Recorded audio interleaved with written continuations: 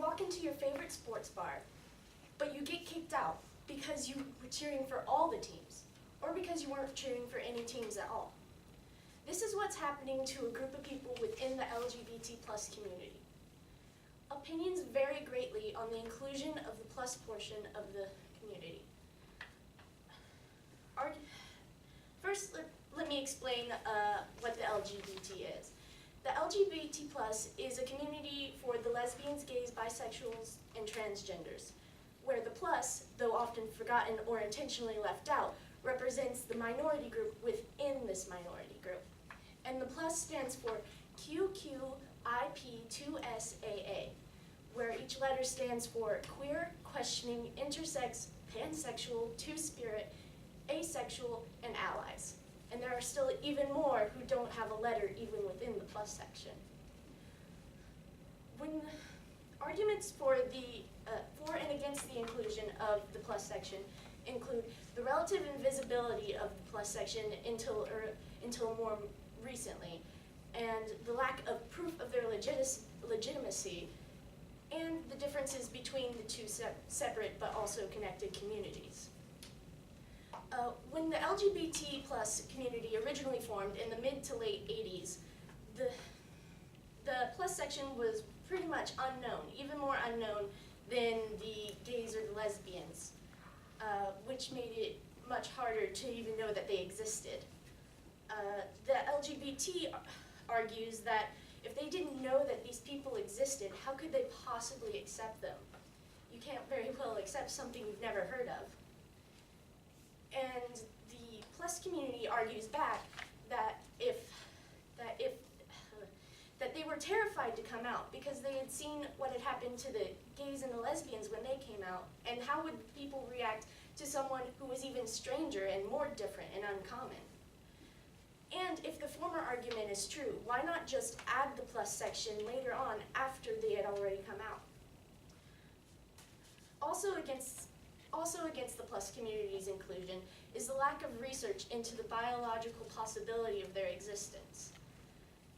The plus community argues that they shouldn't have to go under the observation and research to prove that the way they were born is real.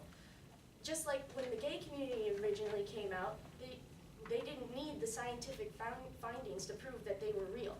They just knew. But however, the LGBT argues that since they themselves did eventually go under research, that it shouldn't stand between the plus portion and their acceptance into the community. Yet another debate is that the communities are very similar, and so similar in fact that they should be brought together for the same common goals.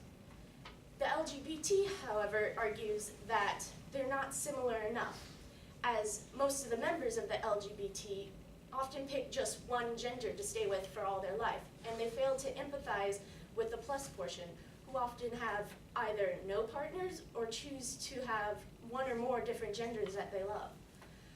But the plus portion argues that the only difference is how they were born and who they choose to love in their lives. And that the bisexual's gradual acceptance into the community shows that coexistence can exist between them. This is a debate that will be discussed for many years to come, and it may take as many years as it took the gay community to get gay marriage accepted. From their relative invisibility to the lack of proof of their existence and to general differences between human beings,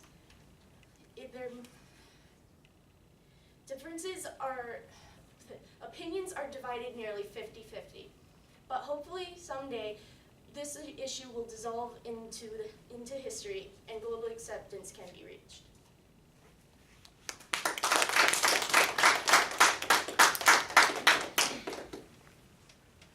So you did mention gay marriage. What are the marriage laws regarding transgenders?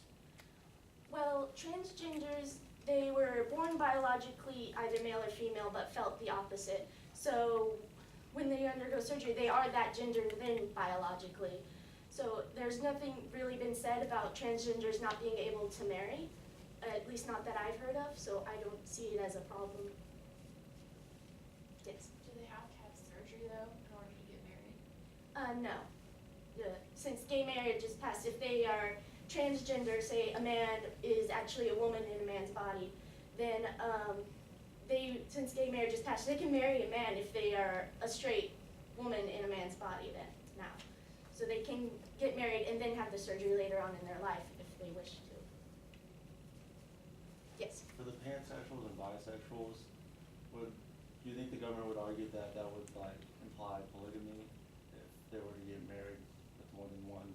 I think I do think the argument, the government would argue that that would imply polygamy, but what bisexuals and pansexuals are is just that they don't really care what your gender is. They could fall in love with you, but most are actually pretty monogamous, and they just like different genders equally. Any more questions? Do you think the plus community should seek acceptance within the straight community first versus the minority group?